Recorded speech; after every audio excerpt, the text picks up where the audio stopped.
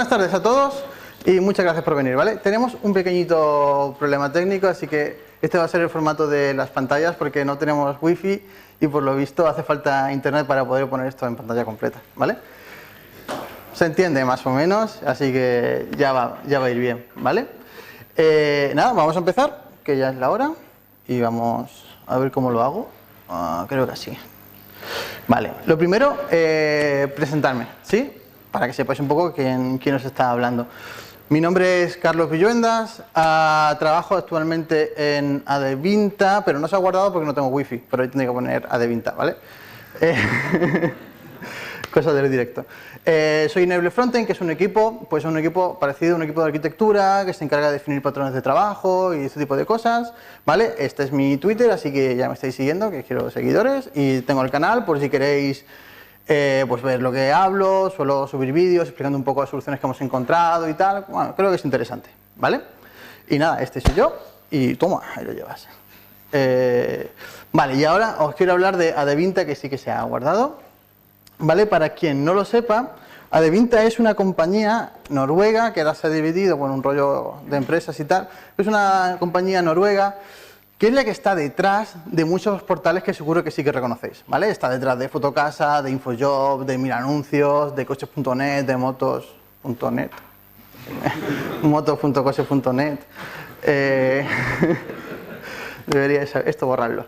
Vale, está detrás de muchas empresas conocidas, ¿vale? Muchas webs conocidas, ¿vale? Pero eso es una sola empresa y esto es importante. Nosotros no es que no construyamos cosas, pero también es cierto que compramos, ¿vale? Compramos empresas. Todas estas empresas en su momento eran empresas propias, algunas pertenecían al grupo Anuntis y las compramos, ¿vale? Y hasta aquí todo bien, porque tú compras una empresa, ya te quedas con su negocio y lo asimilas y tal, pero entonces es cuando viene el problema, ¿vale? Entonces, aquí lo que yo quiero intentar es contaros una historia de por qué hemos llegado a donde estamos y creo que la mejor forma de contar una historia pues, es empezar por el principio, ¿vale? Como decía, nosotros comprábamos las empresas. Esto significa... Ay, claro, hay un problema, que es que no se van a ver los efectos, se va a ver todo... Oh. La spoiler, ya sabéis, jQuery. Bueno... Vale, bueno, pues ya me ayudáis. El caso es que, como decía, nosotros compramos una empresa, ¿vale? Que está súper bien porque está funcionando y tal, pero obviamente cuando se hizo esa empresa nadie estaba pensando en que va a tener que trabajar en colaboración con otras empresas.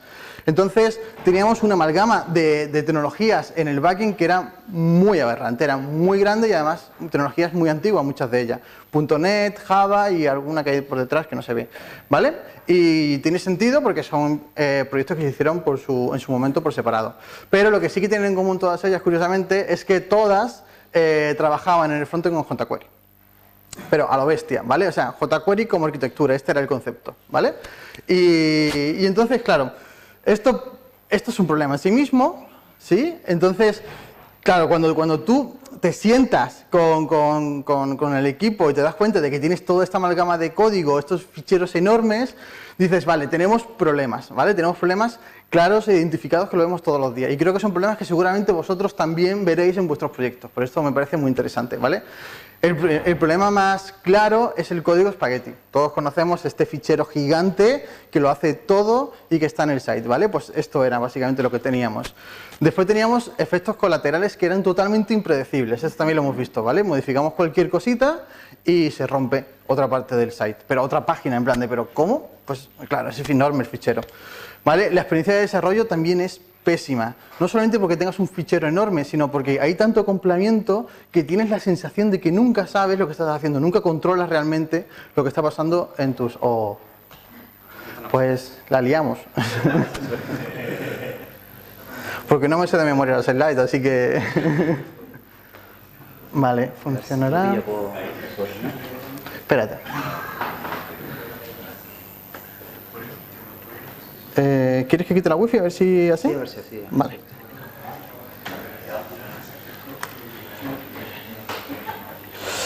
Abrir preferencias de red.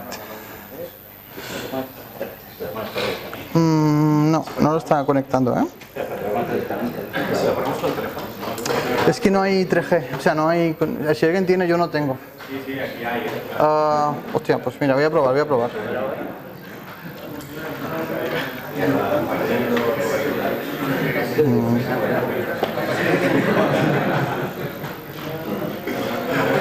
No te llega ahora abajo. No, está intentando asignar IP y nada. Ah, claro, pues se abajo. Estoy tocado por mano. Vale, a ver si ahora...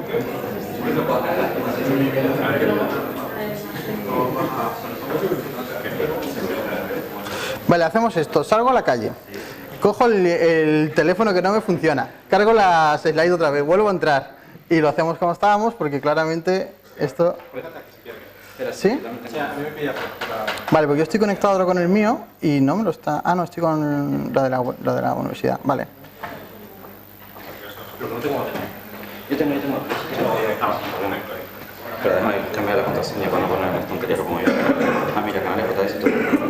Mira, a ver, dame un segundito que estoy conectando con el mío. A ver si, porque el mío sí que tiene 4G. Sí, debería de... Sí. Voy a quitar el cable, ¿vale? Que me lo está poniendo...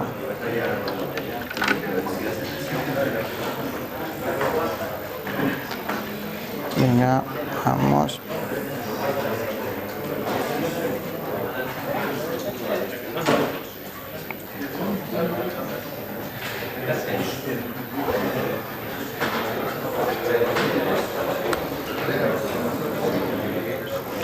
Sí, vale. ¿Ya te pusieron? Sí. Oh, maravilla, vale. ¿Cómo se hace para que ahora... Está enchufado. ¿Enchufado? Sí, pero perdió la señal. Ahora creo que lo he cogido. ¿Ahora lo cogió? ¿Lo que tarde? No lo ha cogido.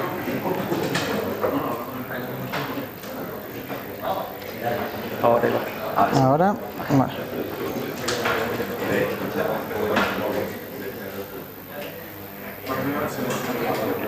Guau, no me lo creo, venga, hombre.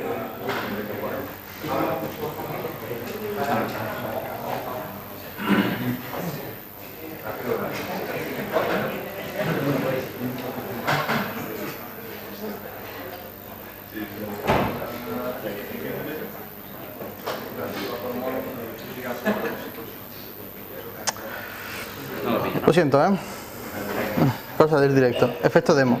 Vale, sigamos así a ver si así podemos avanzar, ¿vale? Bueno, ya está bien porque la charla no es que sea extremadamente larga, así que ya con esto hacemos tiempo. Otra cosa que podemos hacer después es tener un pequeño debate, ¿vale? Sobre las slides.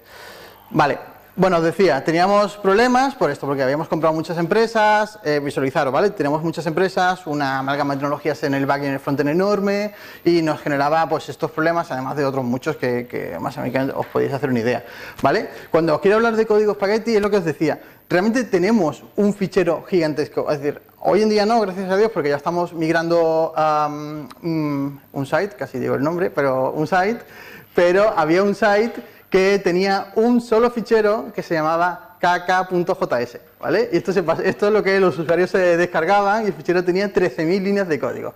Y eran 13.000 líneas de código de jQuery de las primeras versiones. De hecho, seguramente entrábamos y cargábamos como 3 o 4 versiones de jQuery, bueno, una cosa, ¿vale? Ese fichero en sí mismo era el site, ¿vale? Eso quiere decir que el propio fichero... ¿Qué vas a hacer ahora? No, vale. El propio fichero en sí mismo generaba silos de conocimiento. O sea, realmente había un tío que era el especialista en tocar una parte del fichero. Y no de otra, de esa, ¿vale? Porque son 13.000 líneas. O sea, imaginaros que son 13.000 líneas, es una pesa de líneas. Después tienes cuellos de botella. ¿Por qué? Porque tienes gente especializada en partes del fichero que mientras están trabajando en eso no pueden trabajar en otro. Y a otro que tengas ahí, pues no lo puedes utilizar para otras partes del fichero, ¿vale? Se generaron auténticos cuellos de botella. Y el tiempo para hacer productivo, esto no es el tiempo para poner en producción algo que ya os hacéis una idea de que era bastante alto, sino para hacer productivo un nuevo developer. Claro, contratas a alguien, lo sientas en la silla, le abres el fichero y le dices, buena suerte, súbeme esta feature, ¿vale? Una locura, no podía hacer ningún tipo de razonamiento sobre el fichero, sobre el contenido del fichero, ¿vale? Después teníamos estos efectos obviamente colaterales, que era imposible de controlar. Nosotros cambiamos una vez el código jQuery que tenía que ver con cambiar los filtros de la parrilla y nos cargamos el botón Submit de contactar en detalle.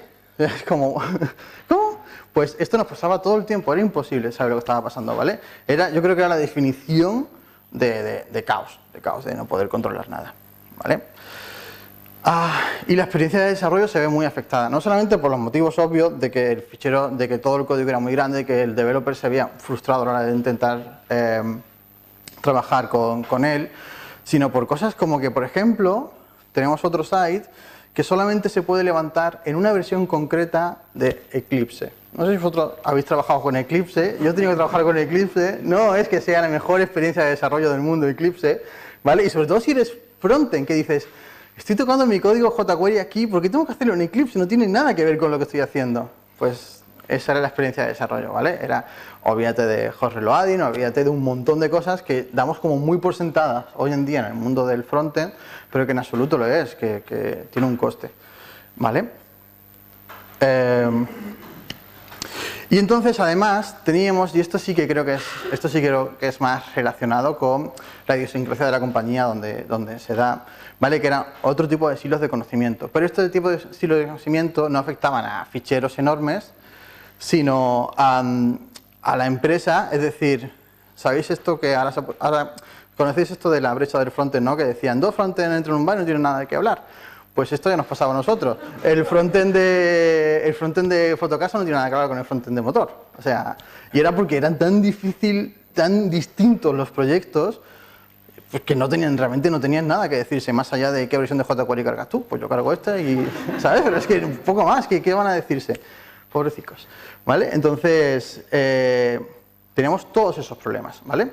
Pero esto era la parte de frontend, ¿sí? En la parte de backend os podéis imaginar que no es que estuviera mucho mejor, ¿vale?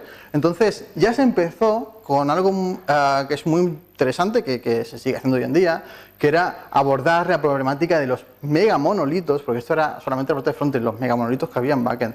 Y se decidió ir a microservicios y demás, ¿vale?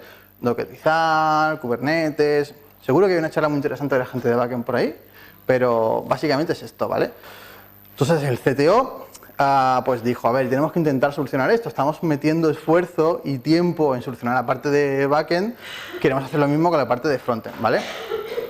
Pero hay una serie de limitaciones en cuanto a lo que podemos hacer.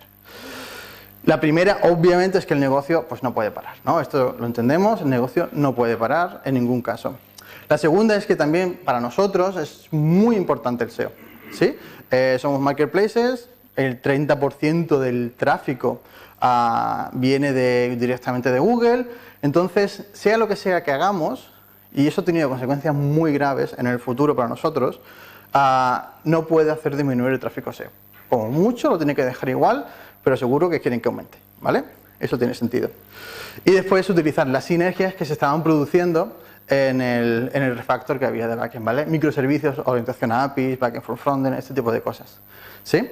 Entonces, con todo esto en la mente, todas estas problemáticas, estas limitaciones en cuanto a la solución, tuvimos que decidir, ¿vale? ¿Cómo lo hacemos para arreglar el problema, ¿vale? Para avanzar. Y venimos con la solución, ¿vale? Así puesto así, parece muy fácil, pero costó un poco, ¿vale? Y ahora se pierde lo más guay, que era como se va construyendo poco a poco la solución. Qué pena. Bueno, en fin, ahí la tenéis todo. ¡Hala! ¡Spoiler! ¿Vale? Pero me hablaba mucho más, le iba contando poco a poco. Bueno, el caso es que lo primero que decidimos a la hora de solucionar el problema es, vale, hay una parte de nuestro código, de estas 13.000 líneas de código, ¿vale? Que está íntimamente relacionado con lo que hace nuestra aplicación, y hay otra parte del código de cómo se muestra, ¿sí? Así que tenemos que ser capaces de separar lo que hace, esa alma de nuestra aplicación, con la parte física, el cuerpo de la aplicación, que es con lo que el usuario va a interactuar, ¿vale? Así que decidimos coger ese alma, ese lo que hace, y lo pusimos en el centro de todo, y lo llamamos reglas de negocio, ¿vale? Así que nuestra aplicación, a partir de ahora, se convierte en un conjunto finito de reglas de negocios, las cuales cada una de ellas van a tener un nombre. Y cuando digo un nombre, digo que físicamente existe una cadena de texto que dice cuál es la regla de negocio. Y si no existe esa cadena de texto, no existe la regla de negocio. Y esto es súper importante, ¿vale? Una vez que tenemos esa regla de negocio, que es login user, logout user, search by filter, este tipo de cosas, son cadenas de texto que existen. Lo siguiente es darle un cuerpo para que el usuario pueda interactuar con ellas, ¿vale? Ahí es donde entra la parte de los componentes. Nosotros utilizamos React, pero no es para nada, esta charla no es una charla de React, no tiene nada que ver con React, ¿vale? La parte de los componentes lo que hace es interactuar con estas reglas de negocio para generar acciones, obtener información y pintarla en la página, ¿vale? Una vez que tenemos los componentes que están pintando la información en la página, con las siguientes dos capas le damos el branding, la marca, el significado. Esto es Fotocasa. Lo estás viendo en azulito porque es Fotocasa y este lo estás viendo en verde porque es 1000 anuncios, ¿vale? Y eso lo decidimos en las dos capitas de los temas. Y al final del todo, cada una de estas capas, y esto hay una segunda parte de esta charla, por si queréis buscarla, está en la Barcelona Software Craftsmanship, que justo empieza a... Joder. Anda que... A ver, ahí esto es. Justo empieza... No, me está troleando algo muy duro, ¿eh? Ahora, dame un segundo.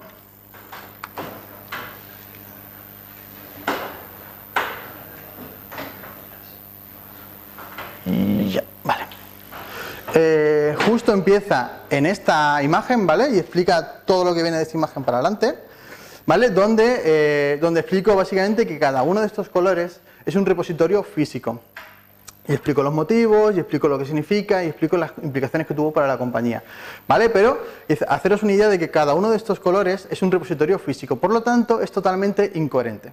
Un repositorio de los temas solamente no es una web app, el usuario no puede interactuar con un repositorio temas de SaaS, ¿vale? Lo mismo con las reglas de negocio. Entonces tenemos este otro repositorio que es la web app, que lo que hace es coger todas las capas inferiores, las aglutina de una forma coherente y se las presenta al usuario de una forma coherente. Y esta es la aplicación, ¿vale? Es un repositorio que, si veis, el código no es muy grande, no hay mucho código en la aplicación, pero si vais al package.json de ese web app es gigantesco, ¿vale? Porque importa muchos paquetes de todas las capas anteriores, los aglutina de forma coherente y se los presenta al usuario. Sigo. Vale, lo importante aquí, que era cuando venía el efecto guay, así dramático, es cómo fluye el conocimiento en las capas, ¿vale? La flecha indica que cualquier capa superior conoce y manipula a los elementos de las capas inferiores. Al ser repositorios físicos, esto es muy fácil conseguirlo, ¿vale? Porque estás físicamente separado, tienes que instalarlo, no puedes sino interactuar con ellos. Básicamente, nuestra regla de negocio, a estar en el centro de nuestra arquitectura, es agnóstica a todo lo que la rodea. Y esto es muy importante. Y cuando digo agnóstica quiero decir que funciona tanto si es manipulada por un componente, como si es manipulada por un usuario a mano o si está corriendo en un servidor de Node que no tiene nada que ver con nada, ¿vale? Porque es agnóstica. Y así poco a poco, ¿vale? Hasta que llegamos a la web app que conoce todas las capas inferiores. ¿Dónde está el ratón? Aquí. Vale. Aquí. Vale. Entonces, nuestra web app es, por definición, y es básicamente una declaración de intenciones, es una SPA. Es una aplicación completamente estática. Una aplicación que cuando la compilamos, este repositorio tiene una tarea npm run build, que cuando la compilas, el output es una carpeta public que puedes físicamente arrastrarla a un CDN y eso es el servidor, eso es la aplicación completamente funcional, ¿vale? Nosotros no lo tenemos público, pero tenemos todos los sites de la casa siendo servidos desde CDNs. Lo cual es muy guay. Imaginaros servir vuestras aplicaciones 100% estáticas, ¿vale? La potencia que eso da. Pero la realidad manda, ¿vale? Como la realidad manda, ya vimos que la parte de SEO para nosotros era muy importante. Y como es muy importante, tuvimos que ponerle una capa, que no es exactamente una capa, por eso lo dibujé de esta manera, sino que el output de la SPA pasa a través de un filtro, por así decirlo, de server-side rendering. De modo que lo que el usuario ve, o el bot de Google ve, ya es el HTML renderizado. no se baja un index vacío y después se ejecuta todo el JavaScript en el cliente, ¿vale? Lo bueno, que el flujo de conocimiento, no os engañen estas flechas, el flujo de conocimiento se sigue manteniendo. Es decir, que la SPA no sabe que existe este filtro de server-side rendering, no lo sabe. Físicamente no tiene ningún tipo de constancia, no aparece en ninguna parte de su código este server-side rendering, ¿vale? Y al final, pues ya se entrega el código otra vez, ya se entrega el código al browser, ¿vale? Y esto es a grandes rasgos lo que pasa en todos y cada uno de los sites de la compañía, es exactamente esto, ¿vale? Y ahora veréis que realmente se machea uno a uno los repositorios de los sites con este dibujito. Vale. Vamos a entrar un poquito en detalle, ¿vale? En cada capa. La primera capa son las reglas de negocio. Y cuando yo he dicho ALMA es una forma muy poética de decir algo, pero en ingeniería no nos sirve esto, ¿vale?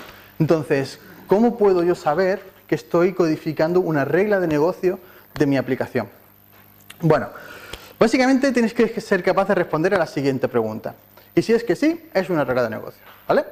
¿Estás ejecutando un cálculo? ¿Es algún tipo de validación? ¿O estás llamando a cualquier otro sistema externo? Y por sistema externo, no solamente estoy pensando en APIs, estoy pensando en las cookies, estoy pensando en local storage, estoy pensando en el DOM. El DOM, para mi aplicación, es un sistema externo, ¿vale? Una vez que digas que sí, entonces eso es una regla de negocio y la tienes que programar de forma totalmente independiente a cualquier parte de la aplicación que esté relacionada con la interfaz. Vale, una vez que has decidido que vas a programar tu regla de negocio, tienes que decidir cómo hacerlo. Bueno, puede ser un simple objeto plano y escribir una función a pelo, pero esto no va a crecer muy bien, ¿vale? Entonces tuvimos que decidir cómo lo íbamos a hacer. Y decidimos utilizar arquitectura hexagonal, ¿vale?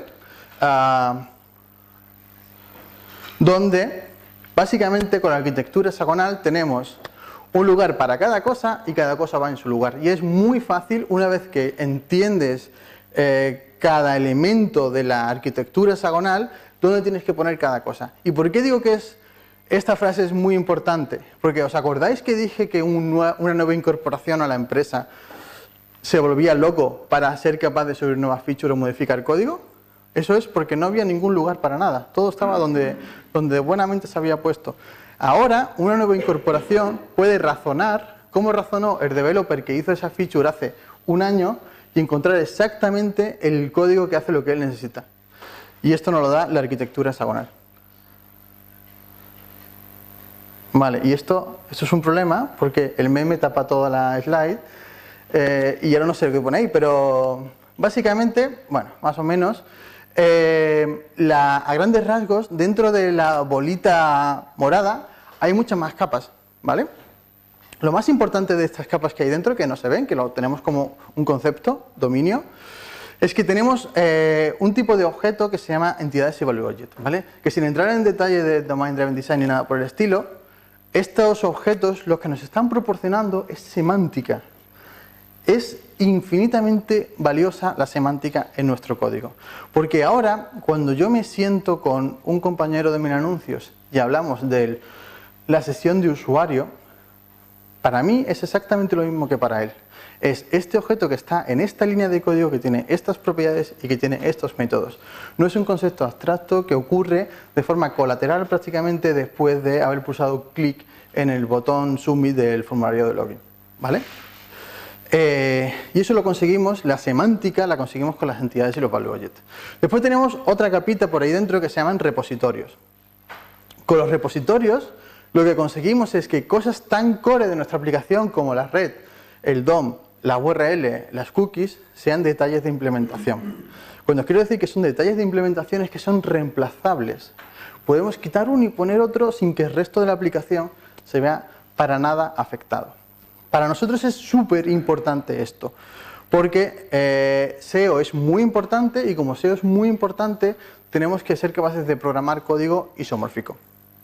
¿Vale? Código isomórfico básicamente es código JS que se puede ejecutar igualmente en cliente y en servidor. El problema está que hay veces que hay código que no se puede ejecutar en servidor. Por ejemplo, un windows.location no se puede ejecutar en servidor, ¿vale? Pero ese Windows.location, si lo implementamos a través del patrón de repositorios, es un detalle de implementación. Y en el momento en el que el servidor va a necesitar hacer esa acción, yo puedo inyectarle un repositorio distinto, un empty repository o cualquier otro tipo de repositorio, y Node nunca va a saber que en esa línea de código en el cliente se llamaba a Windows, ¿vale? Nos permite esa abstracción de la infraestructura de nuestra aplicación. Y después tenemos los casos de uso, que es como la parte más externa. Y esto es lo que realmente yo os decía que era la cadena de texto de lo que se puede hacer en nuestra aplicación, ¿vale? Esto, tú te sientas con la gente de producto y decides qué cosa puede hacer tu aplicación. De ahí para abajo, el producto no tiene por qué saber nada, ¿vale? Es como tú te lo quieras montar. Pero esa cadena de texto la tenéis que acordar con ellos. El usuario se puede loguear, el usuario puede buscar, el usuario puede hacer un montón de cosas.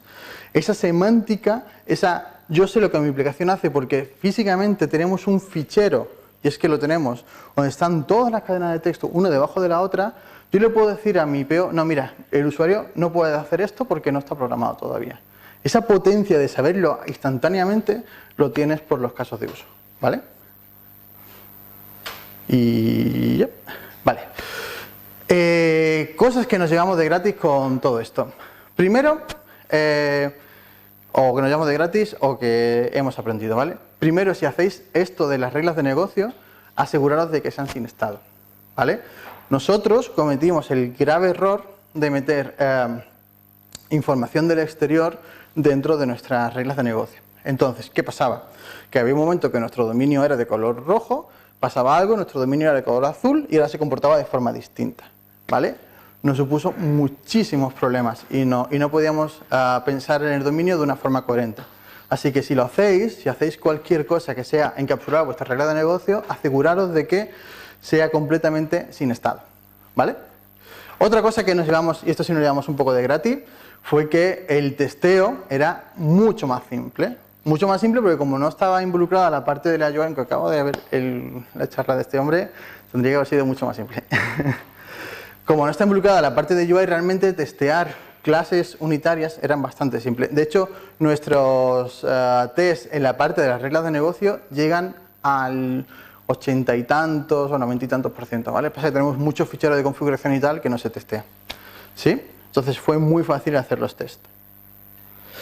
Vale, lo siguiente que tenemos en la arquitectura serían los componentes de UI.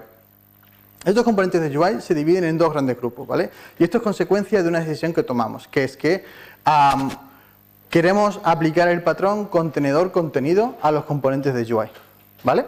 Básicamente el patrón contenedor-contenido lo que dice es que tú vas a tener componentes en tu aplicación web de dos naturalezas distintas. Uno de ellos, el contenedor, va a ser capaz de interactuar con tus reglas de negocio, ¿sí? Mientras que el contenido es un componente que no sabe interactuar con tus reglas de negocio. Este efecto práctico quiere decir que vas a tener componentes que saben cómo obtener datos, pero no saben cómo renderizarlos, mientras que vas a tener componentes que no saben cómo obtener los datos, pero sí saben cómo renderizarlos.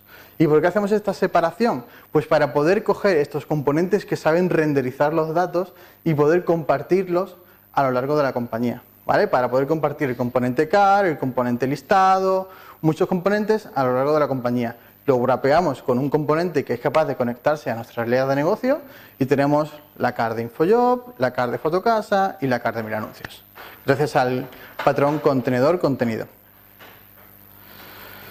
¿Vale? Y esto es básicamente lo mismo y Approval, porque yo la primera vez que lo vi fue a Dan Abramoff hablando del patrón y bueno, ahí detrás básicamente dice un poco lo mismo, pero una cosa muy interesante cuando aplicamos el patrón contenedor-contenido, y esto es otro learning que nos llevamos, es que cuando tú lees por primera vez el post original de Dan Abramoff, da la sensación de que el componente contenedor no debe de renderizar absolutamente nada más que llamar un componente contenido, ¿vale? Absolutamente nada más que llamar un componente contenido. Pues claro, nosotros como teníamos todas las buenas intenciones del mundo lo intentamos hacer así. Fue un Cristo, o sea, algo tiene que renderizar, ¿vale? El otro componente. Los dos acaban renderizando algo. Así que justo una semana antes de la primera vez que di esta charla, otra vez Abramoff hizo un update sobre el post original y le estaba diciendo, oye, no os volváis locos, no pasa nada, si se renderiza un div, si se renderiza un UL, vamos a ver, vamos a entendernos que esto no pasa nada, ¿vale? Pero lo importante es que se siga manteniendo esa separación de que haya componentes que sepan cómo escribir datos y componentes que sepan cómo pintar datos. Básicamente, era lo más importante. Vale, entonces ya teníamos, y esto os recuerdo que son repositorios físicos, ¿vale? La lógica de negocio completamente desacoplada. Después tenemos la parte del cuerpo, de cómo se va a presentar las cosas, del HTML, lo tenemos en los componentes, que bueno, que están separados, pero realmente son los componentes, ¿vale? Después tendremos que darle el branding a nuestra aplicación. Pero antes de darle el branding hay un paso anterior, que es acordar con UX qué es el branding de nuestro site. Es decir, pues los colores, los bordes, el padding, el line height, todo esto. O sea, cada uno de estos conceptos que estamos intentando acordar para el branding lo consideramos un token que tenemos que compartir, porque a la hora de interactuar con la gente de UX es importante tener un lenguaje común, ¿vale? No es ponmelo un poquito más grande, un poquito más alto, no acaba de funcionar este lenguaje, ¿vale? Entonces, ese set de token que nosotros en este repositorio lo vamos a meter como token de SAS, ellos lo van a tener en tokens de la herramienta esta que utilizan que se me ha ido a la cabeza. ¿Cuál? ¿Figma? Sí, por ejemplo, Figma. Es la otra. Sketch. Esto es. Pues en Sketch tienen unos tokens, nosotros tenemos en SAS lo mismo y compartimos esa información, ¿vale? Pues esto lo hacemos con el switching. Llegamos al acuerdo tácito de estos son los tokens que se pueden modificar. Y si no están estos tokens, no se pueden modificar, básicamente. ¿Vale? Ahora sí podemos decir, ahora que yo ya he acordado con la gente de UX cuáles son los tokens que podemos modificar, ellos cuando hacen sus diseños, lo único grado de libertad que tienen es hacer esos tokens, modificar esos tokens. Ahora yo, como en la parte del site, tengo la libertad para modificar esos tokens todo lo que quiera para que se vea conforme a los diseños de UX. ¿Vale? Y veremos cómo esto realmente fue una herramienta súper potente y el tenerlo tan claramente separado nos permitió hacer cosas que antes de este refactor pues simplemente no fueron posibles. ¿Vale? Vale.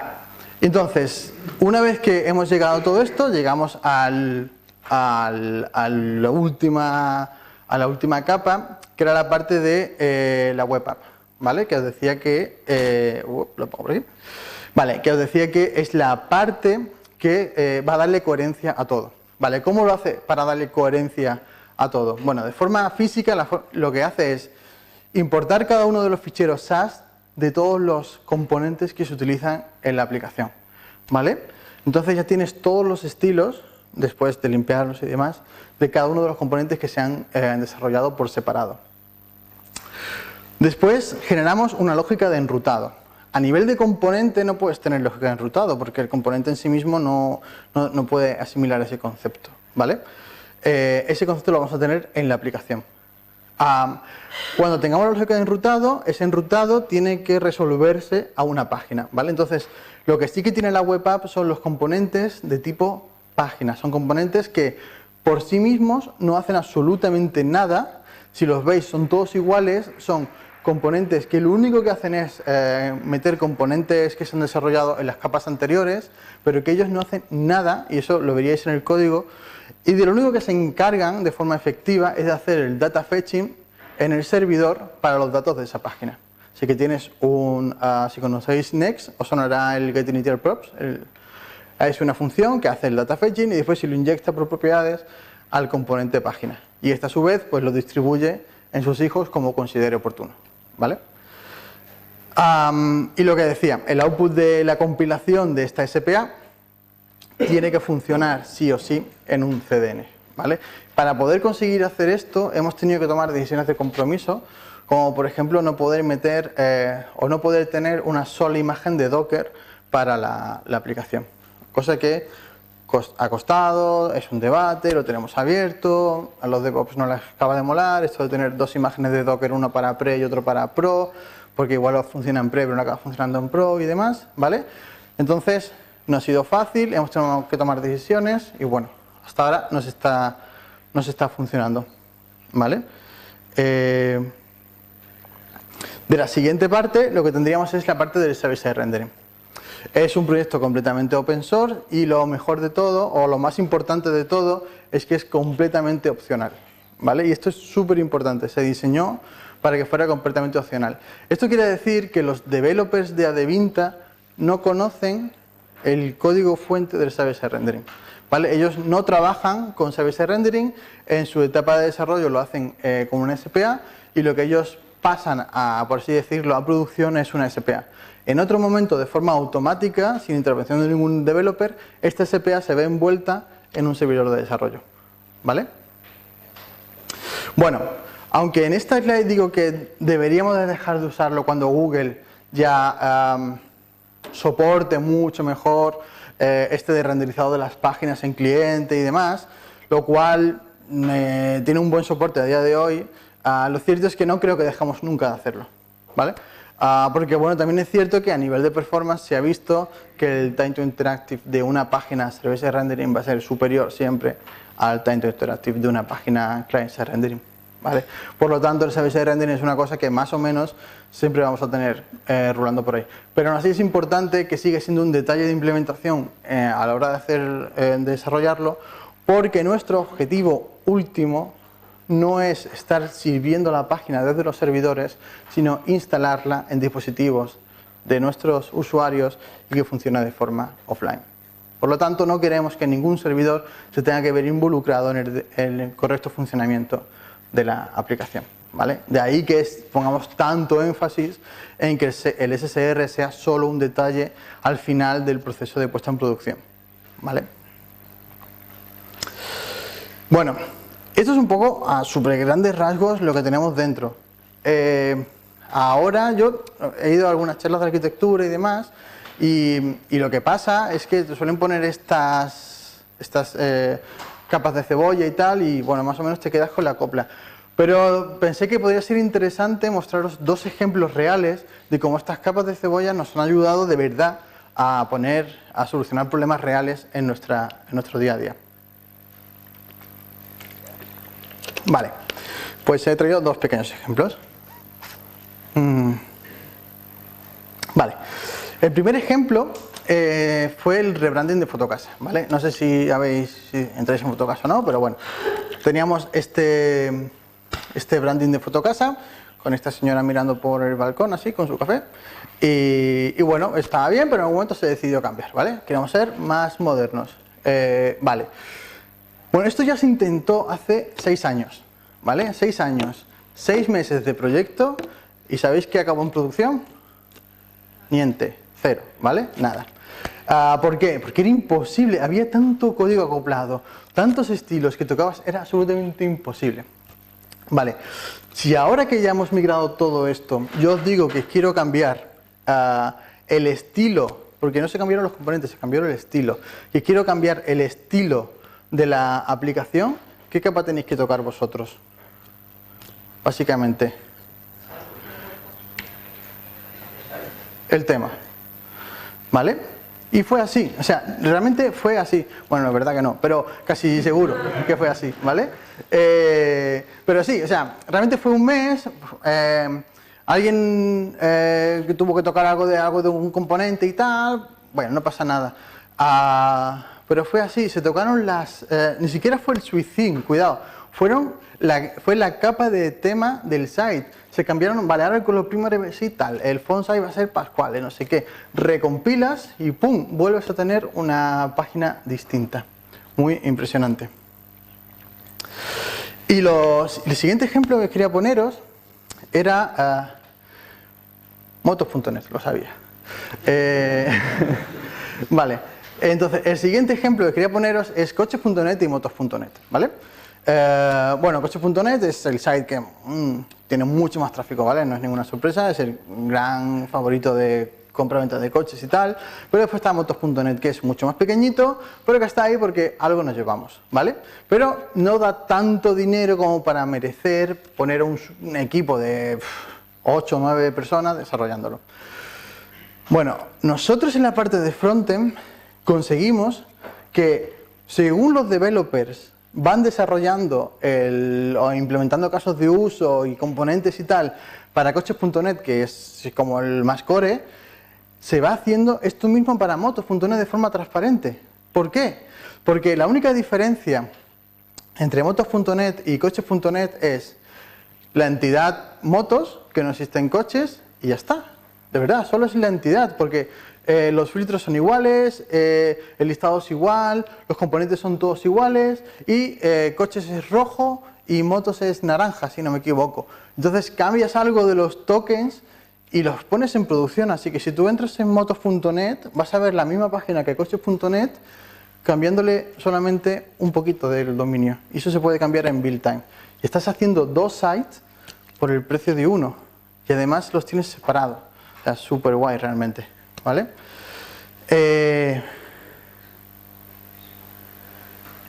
Vale.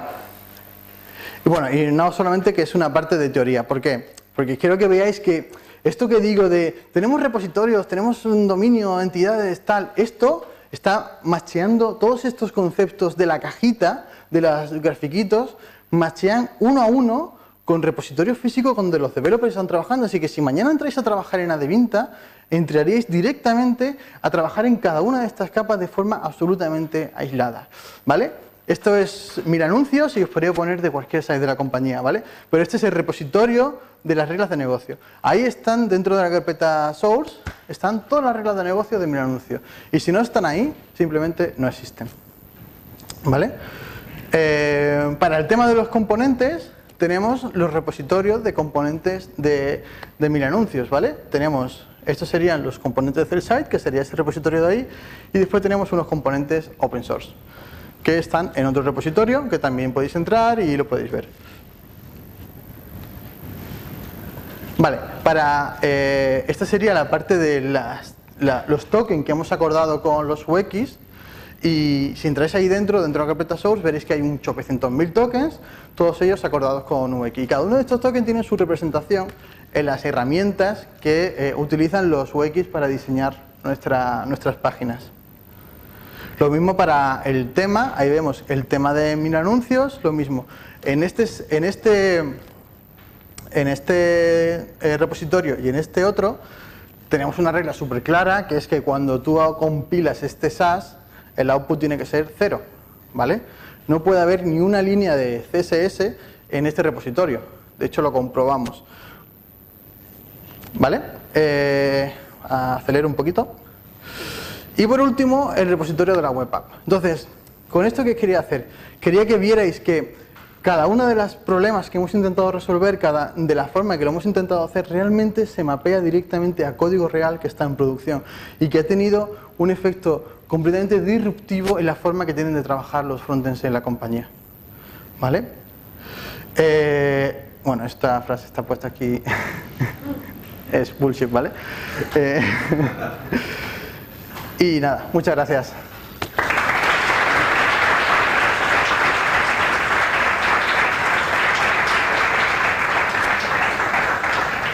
¿Tenemos tiempo para preguntas? Sí, si tienes alguna pregunta. ¿Habéis compartido algo? ¿Tenéis compartido algo entre sites? Vale, la pregunta es si hemos tenido que compartir algo entre sites, ¿vale? La respuesta es, compartimos componentes.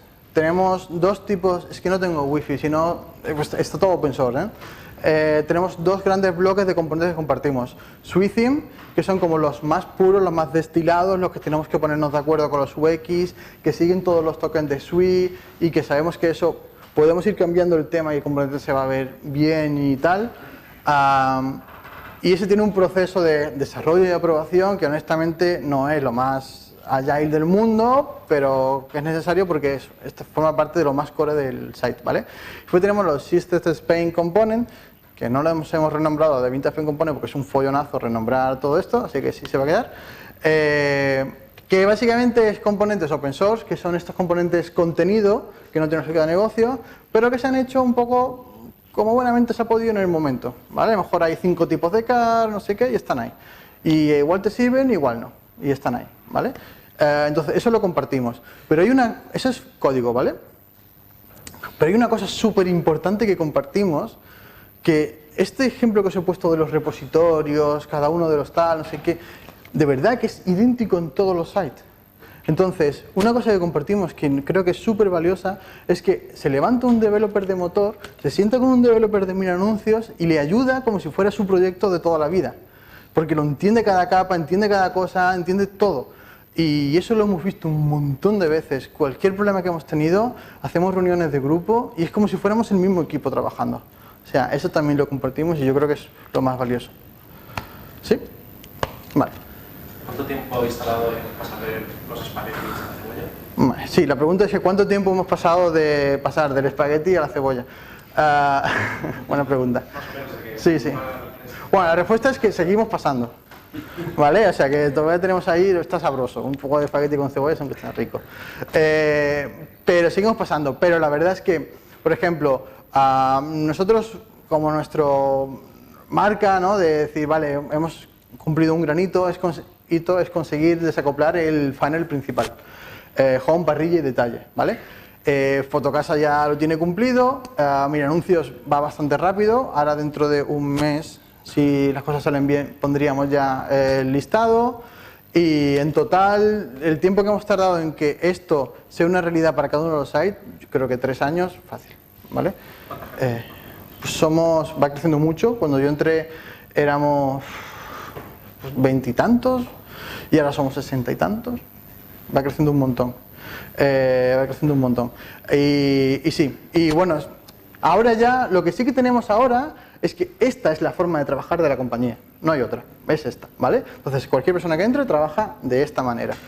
Ya no se plantea en términos de cuánto tiempo vamos a tardar, sino, bueno, vamos a seguir desarrollando productos, ¿vale? Que se convirtiera en que sea la forma canónica de trabajar dentro de la compañía, se tardó casi un año, porque hubo un trabajo muy humano de hablar con gente que no estaba convencida, que no lo veía, que el frontend no es esto, el frontend solamente es un poco de jQuery, que me estás contando de esto que es, tal, ¿vale? Ese trabajo fue un año y pico, ¿sí? Nos metimos a todos en una sala y... sí. ¿Cómo conseguís en la web todos estos repositorios acoplarlos juntos y que funcione todo juntos a muchos repositorios a través de NPM? Sí. La pregunta es, ¿cómo conseguimos que la web app orqueste de forma coherente todos los paquetes que tenemos, ¿vale? Te voy a dar una respuesta un poco rápida. La respuesta extendida está en la charla de la Software Craftsmanship, donde expliqué que tenemos casi 800 repositorios, paquetes de NPM y demás, ¿vale? La web app realmente no tiene mucha magia. La web app tiene un paquete JSON gigante donde se definen un montón de componentes y después tenemos los componentes página, que es el núcleo de generación del site. Es decir, para nosotros el site es una colección de componentes páginas. La web app tiene un fichero que se llama de verdad, root.js. Cada ruta del browser va a matchear con un solo componente página y se va a renderizar. Va a hacer el data fetching y se va a renderizar, ¿vale? Esto es más o menos, esta es la parte que más o menos entiendo, ¿no? Porque es la parte de yo hago un npm install de los componentes que necesite y después genero un componente página. Lo más chungo de esto fue cómo gestionamos 800 repositorios, paquetes npm. Esto es lo más chungo de todo, ¿vale? Y esto excede un poco a la web app, ya es como la forma de trabajar, tuvimos que generar un ecosistema de herramientas alrededor para poder gestionar toda esta complejidad que nos vino un poco de gratis con el hecho de pensar que cada uno de los elementos de nuestra arquitectura tiene que ser un paquete npm. ¿Sí? Por ahí, sí. Para el momento en el que os encontrasteis con el conjunto de cada proyecto que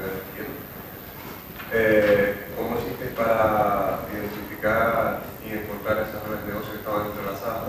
Sí, buena pregunta. ¿Había algún experto de negocio en cada uno de los proyectos? ¿Tirasteis de mucho wiki? Vale, la pregunta era, ¿cómo fuimos capaces de identificar las reglas de negocio para trasladarlas del monolito al dominio? ¿Vale? La respuesta es como pudimos. Entonces, entrábamos, le preguntábamos a la gente de negocio, esto siempre ha funcionado así, yo qué sé. O sea, la frase mítica es, ¿cómo está en producción? Pero, ¿cómo está en producción? No sé, como entra, juega un poco y aprende cómo funciona, ¿vale? No había... Claro, es normal, es un proyecto que Fotocasa tenía 12 años de antigüedad cuando empezamos esto. El tipo que puso la regla de negocio de los filtros cuando buscas en Palamos, que se cambian los filtros, eso ya no está en la empresa. Y nadie sabe que cuando buscas Palamos se cambiaban todos los filtros del de este. Lo aprendimos cuando alguien de comercial nos dijo, oye, que los de Palamos se están quejando. ¿Por qué? Por esto. Ah, vale, perfecto, lo cambio. Y un poco así. O sea, haces lo obvio, intentas que los UX se suban al carrito ayuden, los de negocios que saben algo te ayudan, pero al final es prueba y error y es que, claro, el tipo que lo puso es que ya no está. Sí, sí. ¿Alguna pregunta más? Sí, perdón. Sí. Vale, ¿algún problema con el SEO a la hora de realizar las páginas? El número de URLs que tendríais, supongo que serían enormes. Vale, la pregunta es, ¿qué problemas tuvimos con SEO, URLs y demás? Tuvimos todos los problemas del mundo, ¿vale? Sí, entonces, se plantean dos grandes estrategias a la hora de migrar el site. El primero es, no me toques las URLs. El segundo es, bueno, toca las URLs, pero no me toques el SEO, ¿vale? Milanuncio está haciendo la estrategia de no me toques las URLs. Las URLs de Milanuncios no son deterministas. Quiero decir que para ir a una parrilla tienes varios tipos de URLs. Si el enrutado está en cliente porque es una SPA que no funciona con servidor, tú no puedes tener rutas no deterministas en el cliente, ¿vale? ¿Cómo lo hemos resuelto? Pues tenemos un microservicio que resuelve URLs, ¿vale? Ya está, le pasamos el marrón a otro y era un problema nuestro, básicamente. Ahora, esa fue la solución 1. ¿Se registra en el tiempo de petición, digamos? Claro, como tenemos server-side rendering, en el server-side rendering, en lugar de resolverlo el servidor, el componente página que tienes que resolver lo resuelve el microservicio este, ¿vale? La segunda opción fue la de Fotocasa, del palo, venga, sí, vamos a ello. Vamos a poner cualquier cosa no determinística y el último directorio va a ser, cortamos, directorio lo contamos, el último directorio básicamente es una barra D y entonces será este componente, ¿vale? Pero eso tuvo también muchos problemas. ¿Ya está? Pues, bueno, echamos un café si queréis, ¿vale?